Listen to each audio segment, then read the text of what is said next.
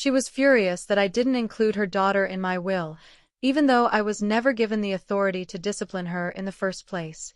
Hi Reddit, I'm a man in my early 60s, and I've been married to my wife Lydia for close to a decade now. I have a daughter named Mia from my first marriage, and Lydia came into the relationship with her own daughter, Charlotte. I've done my best to treat Charlotte like she was my own, but if I'm being honest, it's never really been smooth sailing with her. Talking about this is incredibly painful, but I need to let it out and maybe hear from people who can understand where I'm coming from. Lydia and I met when Mia was about 8 years old, and Charlotte was 6. I was hesitant to start something serious with someone who already had a child, but Lydia seemed like a great person, and the girls didn't have any major issues getting along back then. Years passed, and both girls eventually reached their teenage years. Mia turned out to be a sharp, responsible, and helpful kid. She kept up with her schoolwork, pitched in around the house, and was generally just a kind and respectful young woman. Charlotte was a different story entirely. Don't get me wrong, I know kids make mistakes. But Lydia had a habit of brushing off Charlotte's behavior as if it was always justified or not a big deal. Charlotte skipped school more than once, lied about it constantly, and whenever she was caught, Lydia would swoop in and clean up the mess.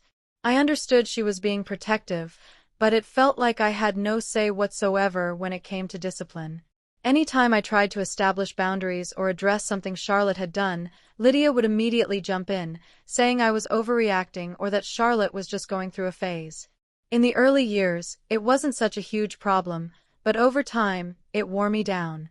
Charlotte never seemed to face real consequences for her actions, and that pattern continued into her later teens. Meanwhile, Mia matured into a thoughtful and grounded young woman. I couldn't have been prouder of her.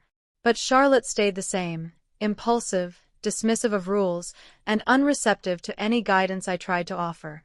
I wanted to be a parental figure to her, genuinely. But it always felt like I was being blocked at every turn. Lydia unintentionally pushed me into the role of the bad guy. Eventually, I just stopped trying. What was the point of enforcing rules when they'd just be undermined or ignored? That withdrawal came with its own emotional toll. I never claimed to be a perfect stepfather, but I did care. I truly wanted to play a bigger role in Charlotte's life. I wanted to be the father she didn't have, but I couldn't do that while constantly being told to stand down. A few months back, I turned 60 and started thinking more seriously about my legacy, my estate, what would happen after I'm gone, and how to provide for the people I love. I had a modest savings account, a small home, and a life insurance policy. Naturally, Mia, my biological daughter, was always going to be my main beneficiary. When it came to Charlotte, though, I hesitated. I wrestled with the decision, but in the end, I didn't include her. It wasn't out of spite. I do care about her in my own way. But after years of feeling like a guest in my own home, I just couldn't justify it. Mia had always shown me respect and gratitude. She was dependable, compassionate, and made me proud every day. Charlotte, on the other hand, had never shown any real change or growth, and I was never allowed to help guide her down a better path. How could I leave part of my legacy to someone I wasn't even allowed to discipline, someone I was never truly allowed to parent? It wasn't about punishment. It wasn't about favoritism. It was about what felt right, about who had shown me love and appreciation. I'd spent years feeling like a stranger in my own family, trying to do the right thing but always being pushed aside. And that's a hard pill to swallow after putting in the effort for so long. So I finalized my decision. Everything would go to Mia. I didn't include Charlotte in the will.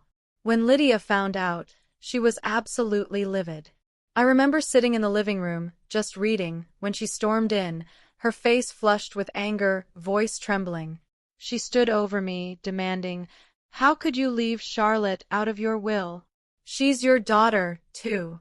You've been part of her life for more than 10 years, and now you're just going to cut her off." I was stunned. I knew she might be upset, but I hadn't expected that level of outrage. I tried to make her see my side. I explained that I had spent years trying to be a real parent to Charlotte, only to be undermined at every turn. And every time I attempted to guide or correct her, Lydia would jump to her defense. All I ever wanted was a little appreciation, a bit of respect for the role I had taken on in Charlotte's life. But Lydia wasn't having it. She called me selfish, said I was being unfair. She insisted that Charlotte had always admired me and that I was just throwing that all away. Her words hit hard. It was as if every effort I'd made, every bit of pain I had bottled up over the years, was being dismissed like it had meant nothing. What she didn't see was that I had been cast aside in my own home for so long, I had nothing left to give. I couldn't keep pretending everything was okay. Then she dropped a bomb I wasn't ready for. She told me she wanted a divorce. "You've chosen Mia over Charlotte," she said through tears. "You've rejected my daughter, and I can't be in a marriage like this anymore." I was stunned, completely blindsided. Sure, we'd had disagreements, but ending our marriage over this? It didn't seem real. But for Lydia, it was. She couldn't, or wouldn't, acknowledge how hard I had tried, how much energy I'd poured into connecting with Charlotte, only to be pushed away. She didn't recognize how deeply it hurt to constantly feel like a stranger in my own family. What followed was a nasty legal battle. Lydia didn't let anything go easily. Not the house, not the assets, not even my will. She insisted I rewrite it to include Charlotte, to make things right. But how could I? After years of being shut out and silenced, I wasn't going to hand over part of my legacy to someone who never showed me respect, who never treated me as a parent. Still not satisfied, Lydia and Charlotte took it further. They hired an attorney and decided to challenge the will in court. Charlotte, now an adult, claimed she had a right to what I'd worked my whole life to build. But for me, it wasn't about the money. It was about the meaning behind it all. How could they expect me to reward years of disregard? Years of being treated like an outsider? Eventually, the court ruled in my favor. The will remained unchanged. But the emotional cost? It was immense. Both Lydia and Charlotte cut ties with me entirely. I was left with the ruins of a marriage and a broken connection with someone I once tried to see as my own daughter. Mia stayed by my side, of course. Her loyalty never wavered. But even with her support, it felt like I had lost almost everything.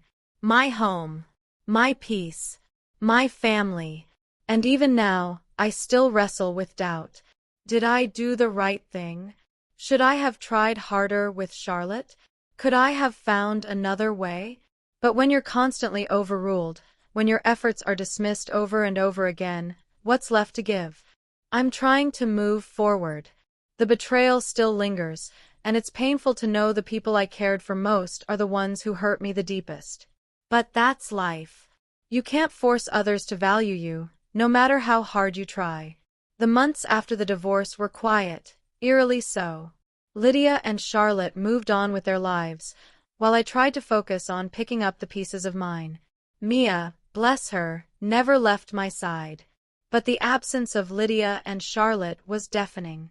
I still couldn't wrap my head around how it had all fallen apart, especially over something that, in the bigger picture, seemed so small. Then one afternoon, I got a call that stopped me in my tracks. It was Charlotte. I hadn't heard her voice in months. "Dad," she began, her voice shaky, "I just wanted to say I'm sorry." I was caught off guard, completely speechless. "I didn't understand back then," she continued. "I didn't realize how much you tried, how much you actually cared." Her words hit me like a wave. Years of hurt, disappointment, and rejection came rushing back all at once. "I know it's too late to change what happened," she said. "But I need you to know that I'm sorry, for all of it. I took you for granted.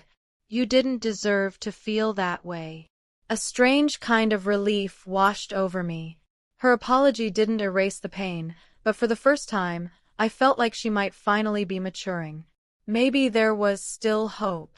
"I appreciate you saying that, Charlotte," I told her, my voice low and heavy. but I'm not sure we can ever go back to the way things were. She was quiet for a moment. Then she sighed. I understand. I don't expect things to go back. But maybe we can move forward, even if it's slow. I thought about that a lot. I wasn't ready to forgive her fully. Not yet. Maybe not ever. But that one conversation gave me something I hadn't had in a long time. Closure. As for Lydia, I haven't heard a word from her. I'm not even sure what I was hoping for. An explanation. An apology. Maybe both. But the silence says it all. I may never truly understand why she acted the way she did. But I'm learning to live with that. Life doesn't pause for broken relationships. I don't know what lies ahead, but I do know I'm finished chasing after people who never saw my worth. Now, all I can do is keep going, and hope the next chapter brings more peace than the last.